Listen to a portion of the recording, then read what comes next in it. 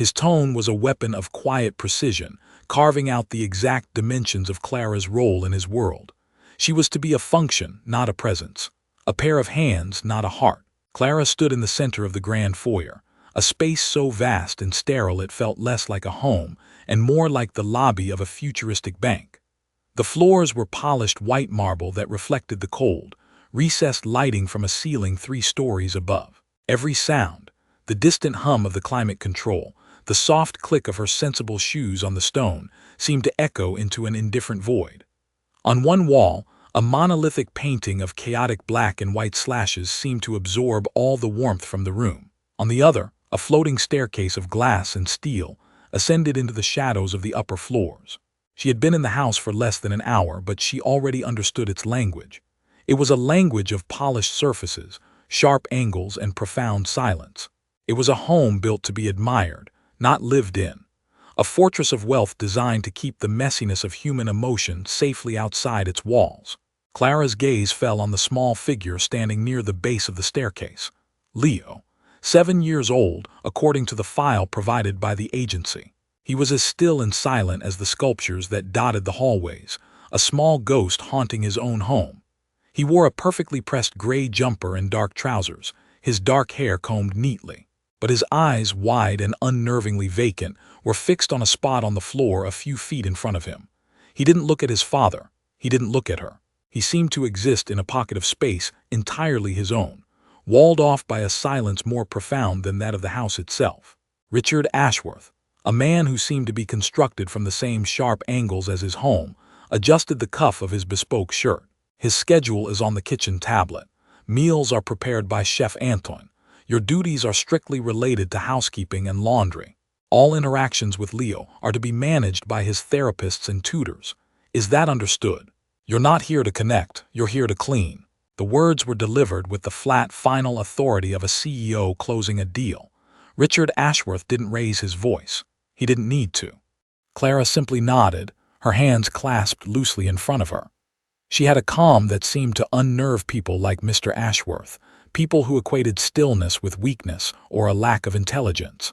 But her stillness was a form of listening. She was listening to the house, to the unspoken words hanging in the air, to the cavernous emptiness in the little boy's eyes. She understood perfectly. Her role was to erase herself, to become another polished surface, reflecting nothing back. He gave a curt nod, satisfied. Good. Then his phone chimed and he turned away, his attention instantly transferred to the small black rectangle in his hand. The brief, sterile orientation was over. He walked away without a backward glance, his expensive leather shoes making sharp, decisive clicks that faded down the long hallway. Clara was left alone in the echoing foyer with the silent child. The air vibrated with the weight of everything that had not been said.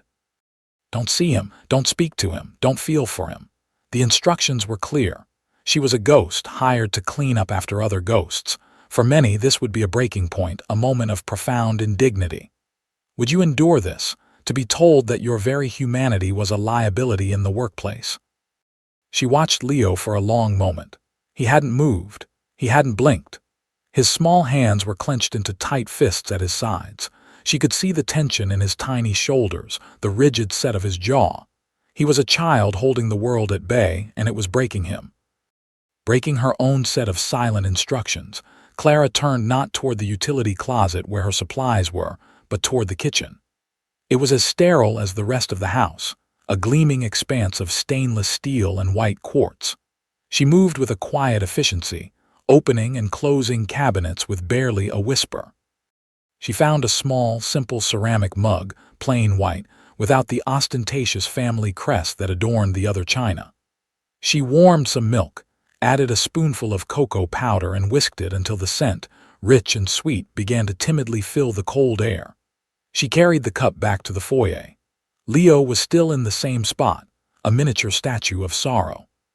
She didn't approach him directly, didn't break the invisible perimeter he had drawn around himself. Instead, she placed the warm cup on a low, marble-topped table a few feet away from him, well within his line of sight.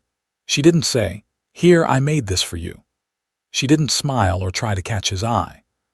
The gesture was an offering, left without expectation or demand. It was a small island of warmth in a vast, cold ocean. A quiet statement that said, "I am here, but I will not intrude. I see you, but I will not stare." Then she turned and walked silently toward the hallway that led to the service wing, her footsteps soft on the marble floor. Her work was waiting. As she left, she didn't look back to see if the boy moved or if the steam rising from the cup would draw his gaze. She already knew the rules of this house. Connection was forbidden, but warmth, she suspected, could find its way through the cracks. Clara's days fell into a rhythm dictated by the house's silent demands. She was a ghost in the machine, her presence measured only by the tasks she completed, the gleaming floors, the dustless surfaces, the perfectly folded linens. She learned the geography of the Ashworth mansion not as a home, but as a series of surfaces to be perfected. She moved through the cavernous rooms with a quiet grace, her footsteps absorbed by expensive rugs, her presence so unobtrusive that family members would often enter a room without realizing she was there. Around her neck, she always wore a simple, faded blue scarf. It was soft, woven from a thin, worn cotton, the kind of object that holds memories in its threads. It was her only personal touch in a uniform of stark gray, a small, silent rebellion against the sterile environment. It was her anchor.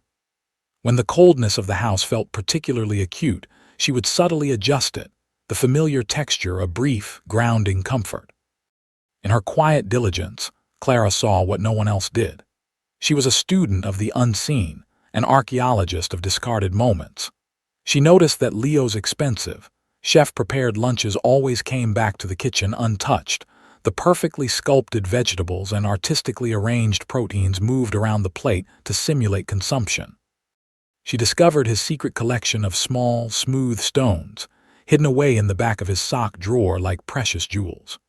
She saw the faint, almost invisible scuff marks on the wall behind a large potted fern in the solarium, his hiding place. These were the data points of a child's quiet suffering, a story written in a language the house's other inhabitants had forgotten how to read. The misjudgment of her role was a constant, low-grade hum. One afternoon, a woman visiting for tea, dripping in diamonds and disdain, saw Clara pausing to pick up a book Leo had dropped. "You're brave, letting the help get so close to him," the woman commented to Ellen Ashworth, her voice carrying across the pristine living room. "With his issues, you can't be too careful who you let in." Ellen offered a tight, dismissive smile, neither defending nor correcting. Clara's existence was simply not worth the effort of a social correction. She was furniture that moved. If that happened to you, what would you do? Stand up and shatter the illusion, or retreat into the quiet dignity of your work? Clara did neither. She simply placed the book on a nearby table, her face a mask of serene neutrality. Her hand went to her neck, her fingers briefly touching the soft fabric of her blue scarf. It was a gesture so small as to be invisible, a private reclamation of her own space in a world that sought to erase her. She turned and left the room, leaving the women to their tea and their casual cruelties, her silence more eloquent than any retort. The no-way-back moment arrived on a Tuesday night, carried in on the back of a ferocious thunderstorm. The sky, which had been a placid gray all day, tore open with a sudden, violent fury. Rain lashed against the floor-to-ceiling windows, and thunder cracked with a percussive force that seemed to shake the very foundations of the mansion. With the first deep rumble, Leo shattered. The boy, who existed in a state of perpetual quiet, erupted into a scream of pure, animal terror. It was a sound the sterile house was not built for, a raw, ragged wail that clawed at the oppressive silence. Richard and Ellen rushed to his room, finding him rigid with fear, his small body trembling uncontrollably. Their attempts to comfort him were like trying to soothe a wildfire with gasoline. Their words, "It's okay, Leo. You're safe. It's just a storm," were meaningless noise against the storm raging inside him. When Richard tried to hold him, Leo thrashed with a surprising strength, his limbs flailing. He broke free from his father's grasp, scrambled off the bed, and bolted from the room. Chaos erupted. "Leo!" Richard's voice, usually so controlled, was sharp with panic. He and Ellen ran after him, their calls echoing through the cavernous halls. A security guard was summoned, his radio crackling with urgent, useless chatter. The systematic search began, a frantic, disorganized sweep of a house with too many rooms to count. Clara, who had been turning down the beds in the guest wing, heard the scream and the subsequent panic. She didn't run.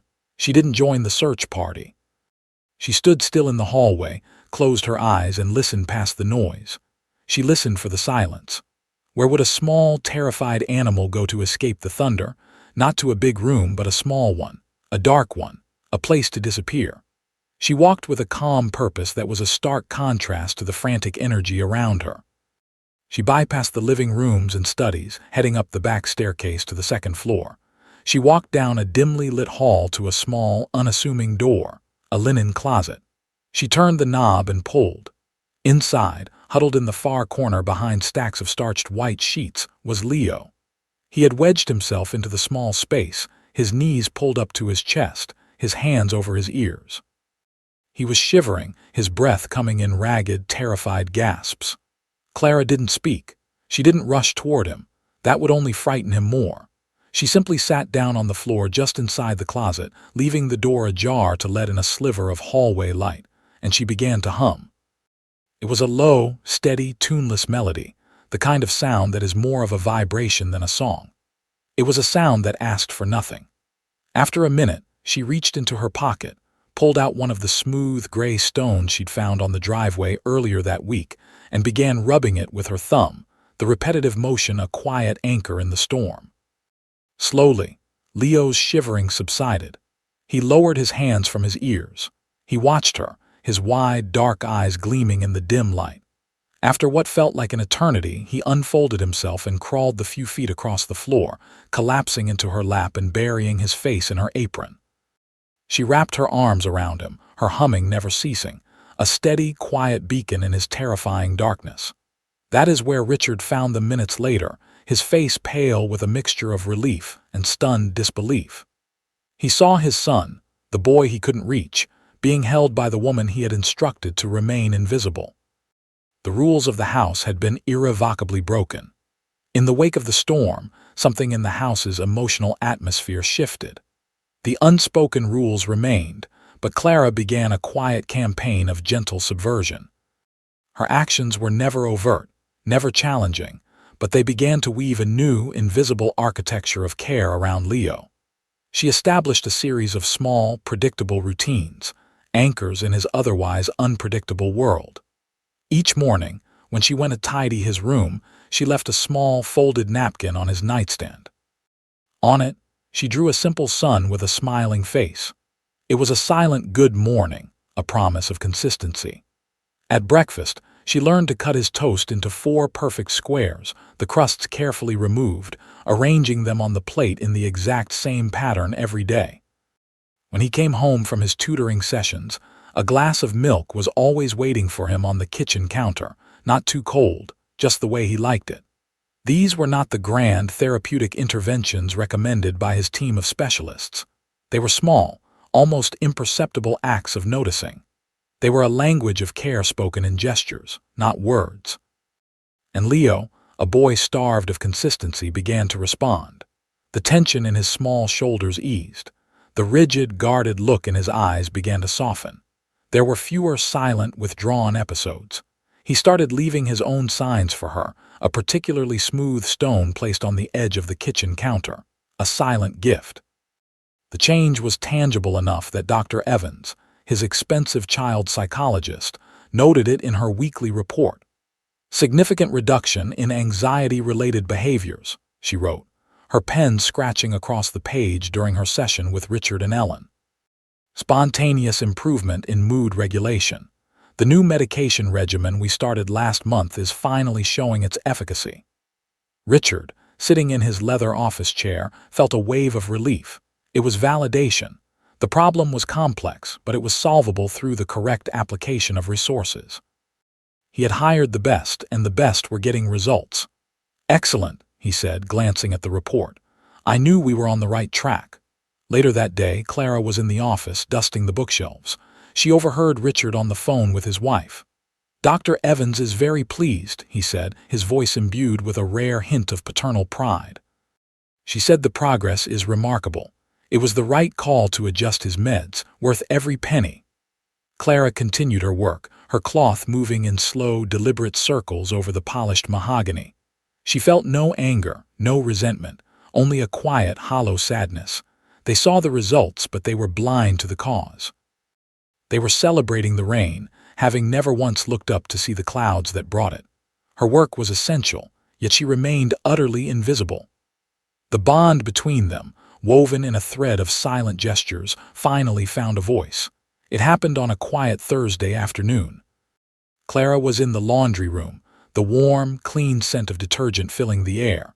She was folding a basket of towels, her movements methodical and serene. Leo had taken to following her on her rounds, a silent, watchful shadow who seemed to find comfort in her steady, predictable presence. He sat on a small stool, watching her hands as she folded the thick, white cotton. He had been silent for hours, as he often was. Clara had her blue scarf tied loosely around her neck. As she leaned over the basket, one end of the scarf dangled near him. He reached out a small, hesitant hand and touched the soft, faded fabric. Clara paused, her hand stilling on a half-folded towel. She looked at him, her expression gentle and patient. His fingers stroked the worn cotton. He looked up at her, his eyes focused and clear for the first time that day. A word, small and fragile, emerged from his silence. "Soft," he whispered. The word was a stone dropped into a still pond.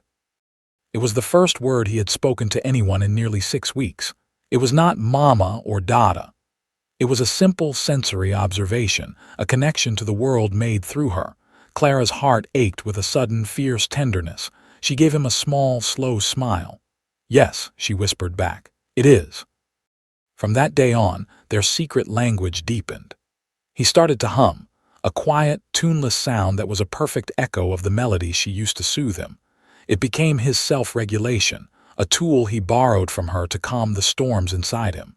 She would hear him humming in the other room and know he was feeling overwhelmed. It was a signal no one else could read. One rainy afternoon, as she polished the silver in the formal dining room, a task she secretly hated for its tediousness, Leo sat at the long, imposing table, watching her. The house was quiet, the rhythmic rubbing of her cloth the only sound.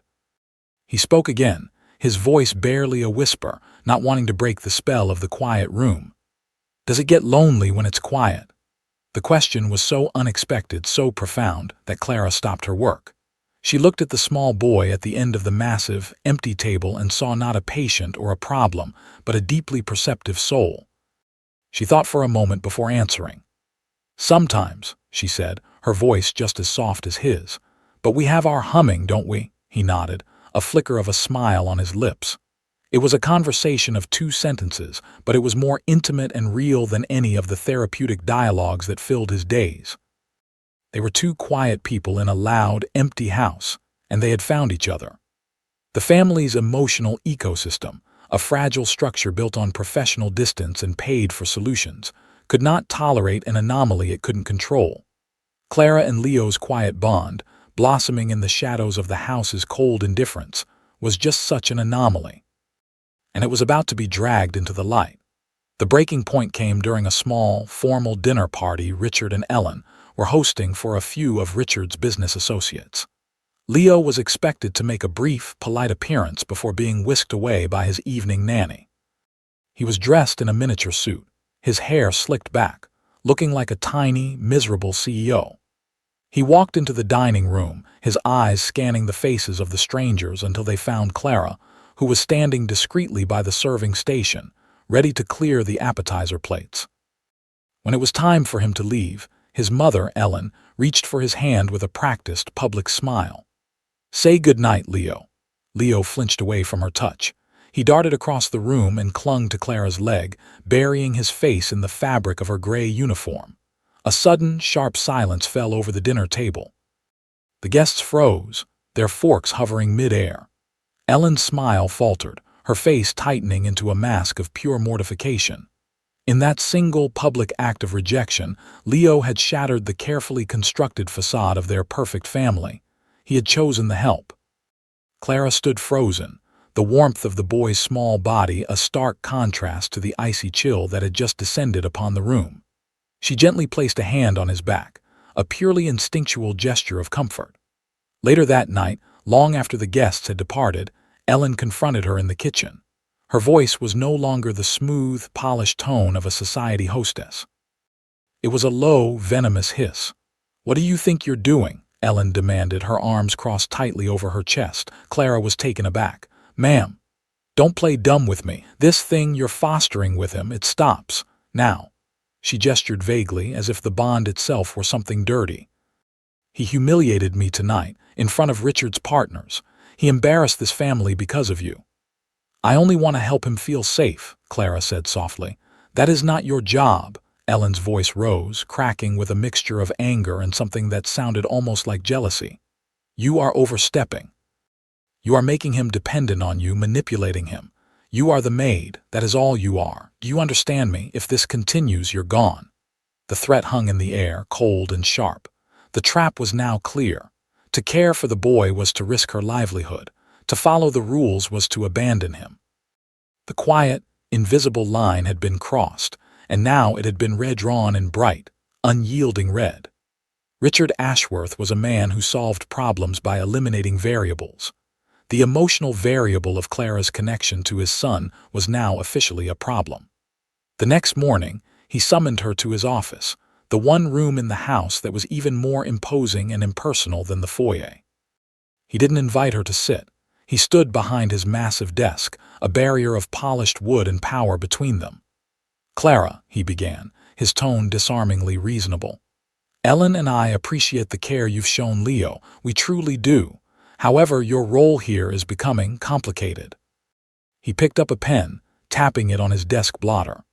"We have a team of highly qualified professionals, Dr. Evans, his tutors, his occupational therapist, who are managing his development according to a very specific plan. We cannot have blurred lines. It confuses him and undermines their work." His rationale was delivered with the cool logic of a quarterly business review. It wasn't framed as a punishment, but as a strategic course correction. There was no malice in his voice, which somehow made it worse. This was the system protecting itself. "From now on," he continued, "we need you to maintain a strict professional distance. Your duties are housekeeping. That's it. No more extras." He looked at her, his gaze unwavering. "We need to let the experts do their job. I need to know you understand and will comply." There was no choice. To argue would be to prove Ellen's point that she was manipulative and overstepping. To refuse would be to be fired on the spot. "I understand, Mr. Ashworth," she said, her voice quiet but steady. And so the quiet systems of care were dismantled. The hand-drawn suns no longer appeared on Leo's nightstand. The humming stopped. When she was in a room with him, she avoided his gaze, focusing on her tasks with a renewed, almost frantic efficiency. She became the ghost they had wanted all along. The effect on Leo was immediate and devastating. The light that had just begun to return to his eyes was extinguished. He retreated back into his shell of silence, but this time it was different. Before, his silence had been a defense. Now it was a profound, hollow grief. He stopped eating almost entirely. He would stand in the hallway, watching her, his face a small, heartbreaking mask of confusion and betrayal. Why had his only anchor been pulled away? Clara felt every moment of his silent pain like a physical blow. Her heart fractured a little more each time she had to turn away from his pleading eyes. This was her all-is-lost moment, a crucible of quiet agony. The house had never felt colder, the silence never more oppressive. Any other person would have quit, unable to bear the emotional toll. But as she lay in her small bed in the service wing at night, she would make a quiet vow. I will not leave him. She would endure the distance, she would endure their coldness, because leaving would be the final, ultimate abandonment. She would stay, even if it meant her presence was a torment to them both. She would stay. The Ashworth Family Foundation's annual charity gala was not just an event. It was a demonstration of power. It was Richard and Ellen Ashworth's yearly coronation, a night where they showcased their wealth, influence, and carefully curated philanthropy to the city's elite.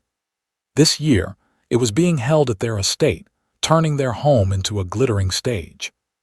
For days, the mansion was transformed. A massive, elegant tent was erected on the back lawn. Trucks arrived bearing flowers, crystal, and cases of champagne. The house staff, already run ragged, was supplemented by an army of caterers, servers, and security personnel, all moving with a frantic, orchestrated energy. The center of this hurricane was meant to be Leo. He was the face of the Foundation's new pediatric mental health wing, the Leo Ashworth Initiative. He was the living symbol of their charitable spirit. He was also, at that moment, on the verge of collapsing under the pressure. The constant noise, the stream of strangers, the disruption to his fragile routines. It was a sensory assault. He was assigned a new, highly paid nanny for the evening, a woman with a PhD in child development who specialized in event management for sensitive children. She followed him with a strained, professional smile, trying to engage him in calming breathing exercises that he completely ignored. Clara's instructions were simple and direct: stay in the kitchens and the service corridors. Be invisible. But as she polished endless rows of wine glasses, she could feel the tension in the house coiling tighter and tighter. She could feel Leo's panic like a change in the atmospheric pressure. Her plan, if it could be called that, was simple. It was the same as it had always been: to watch, to listen, and to be ready. Her expertise was not in managing events, but in anticipating the silent implosions they caused. The evening began.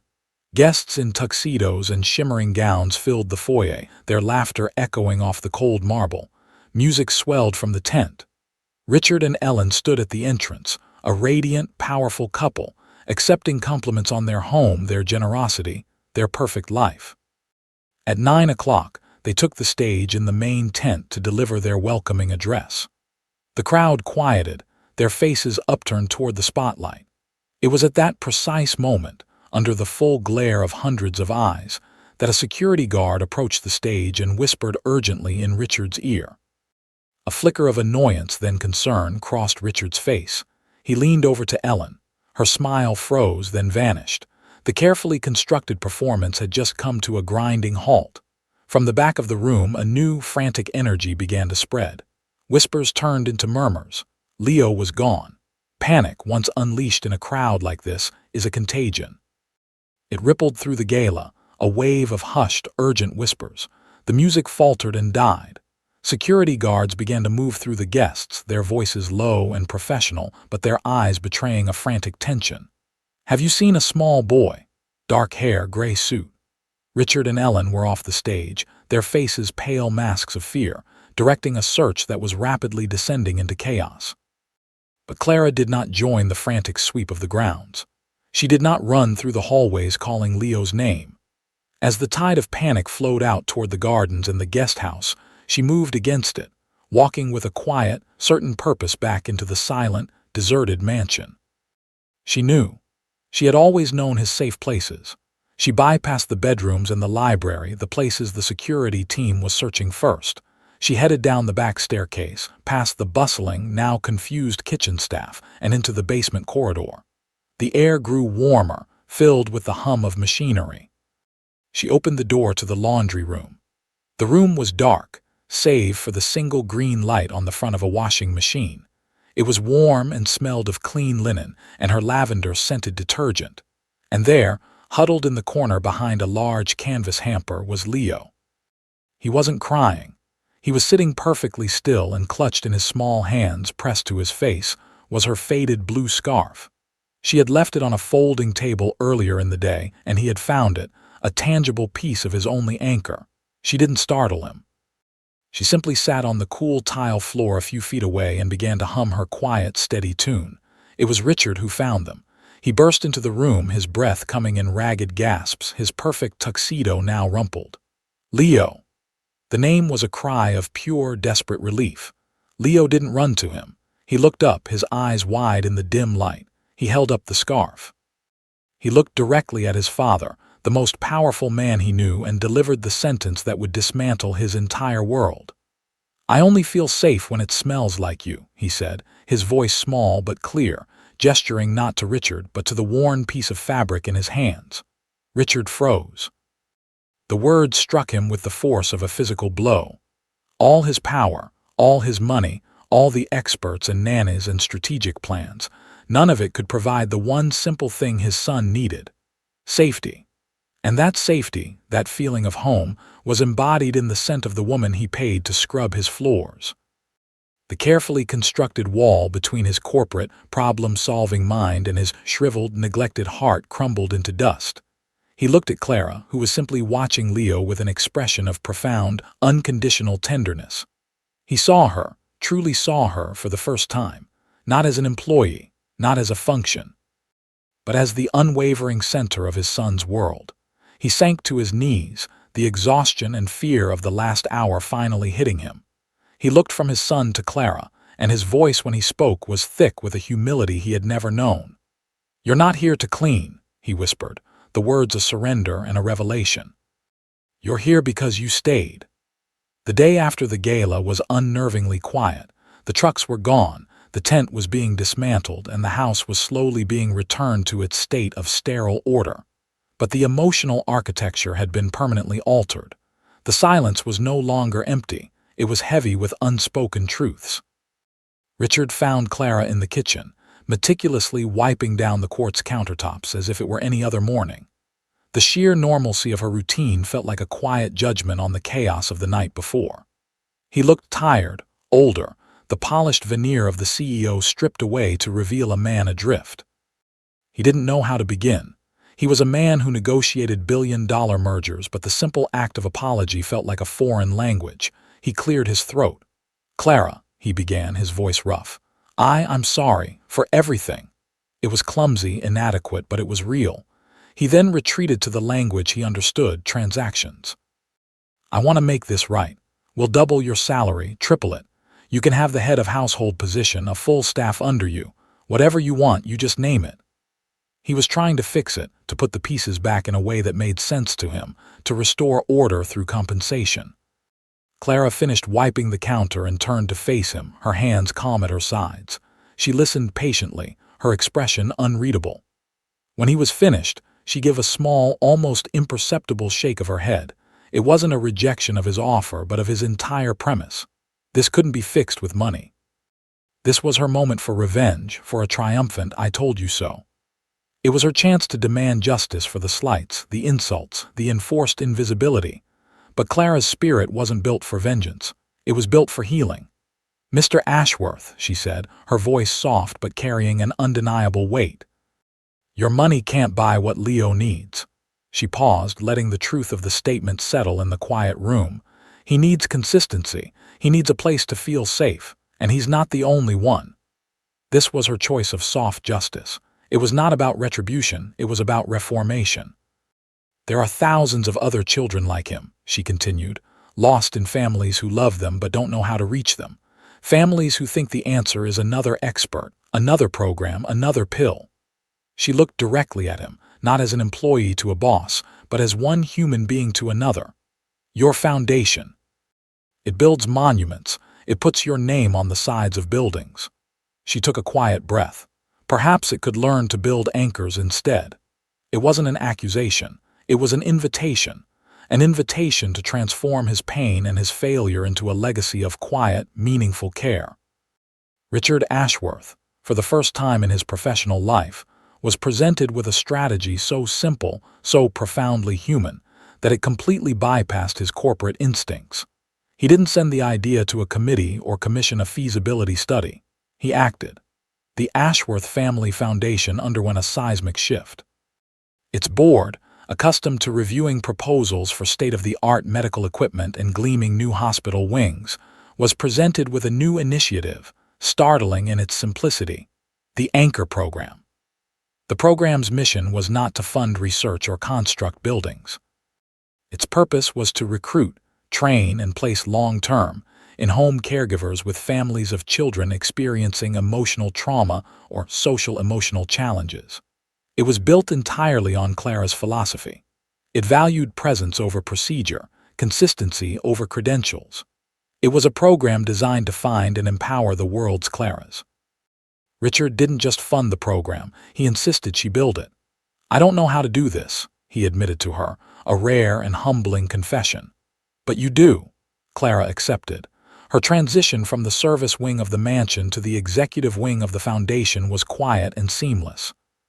Her gray uniform was replaced by simple, professional attire of her own choosing. She was given a corner office with a stunning view of the city, but the first thing she did was ask maintenance to remove the large, imposing desk. She replaced it with a simple wooden table and a comfortable armchair, creating a space for conversation, not intimidation.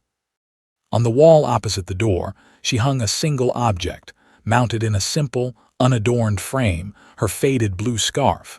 It was not a trophy. It was a constitution. It was a silent, constant reminder to every person who entered her office of the program's true origin and purpose. It was a testament to the fact that the most powerful solutions are often the quietest, the simplest, the most human. It had gone from being her anchor to being the anchor for the entire organization. It was presence, turned into policy. The new office, despite its view and its title, was just another room until Leo made it a home.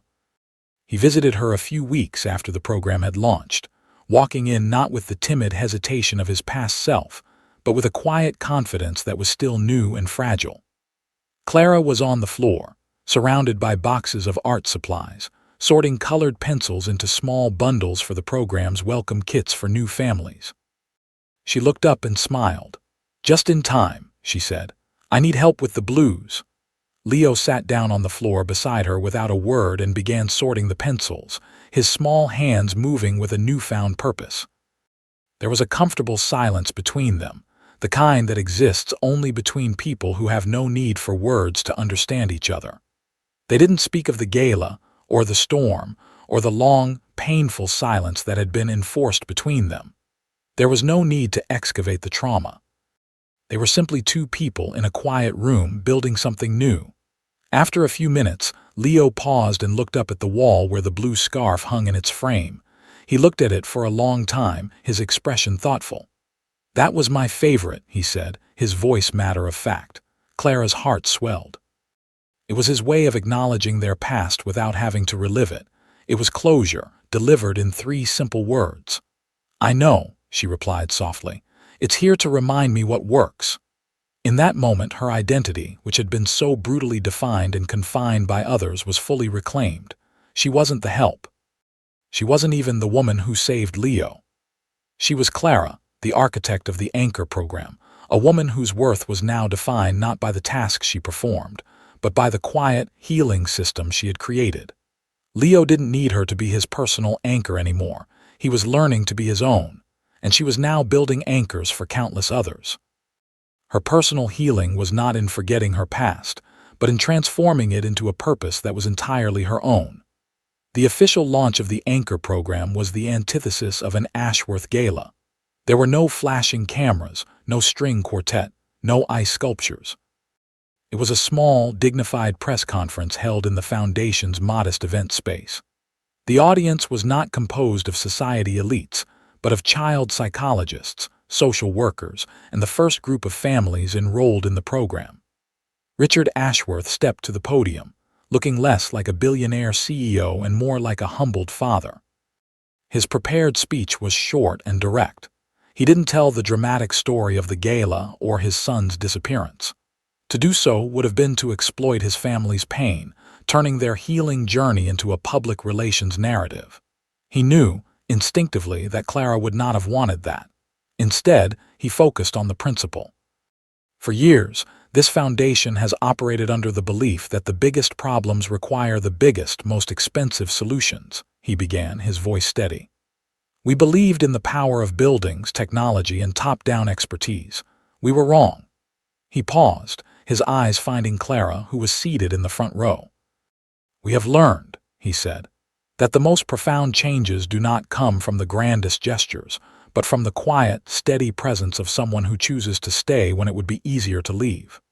We learned that consistency is a form of love, and that feeling safe is the foundation of all healing. This program is built on that simple, powerful principle, a principle taught to my family by the woman who will now lead it." He gestured to her. "It is my honor to introduce the director of the Anchor program, Clara." The applause was warm and genuine.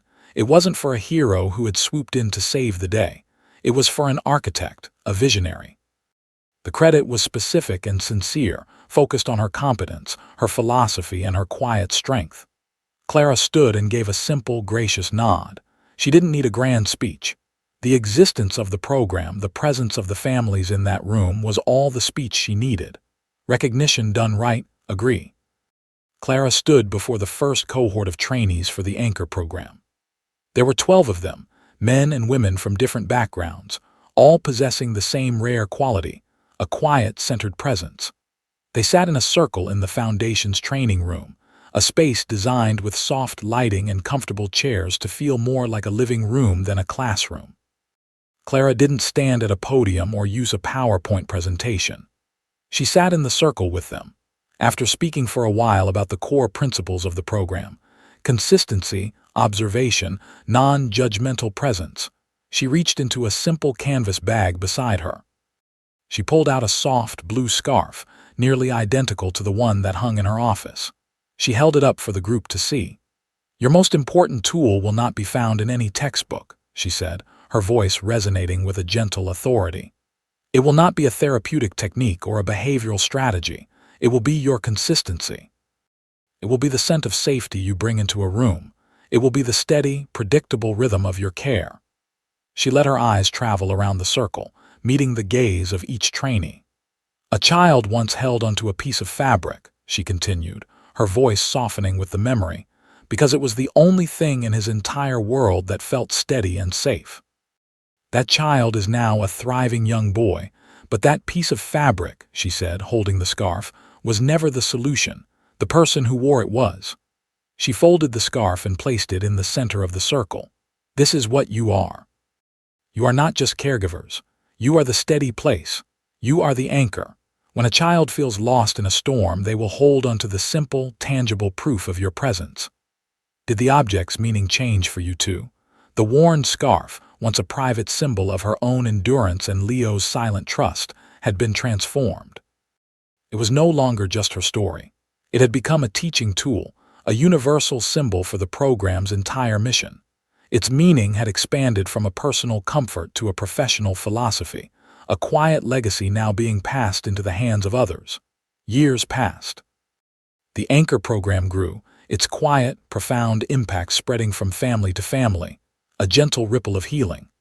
Clara remained at its helm, a respected leader in the field of childhood well-being, though she never sought the spotlight. One crisp autumn afternoon, Richard Ashworth sat in his study. The room was different now.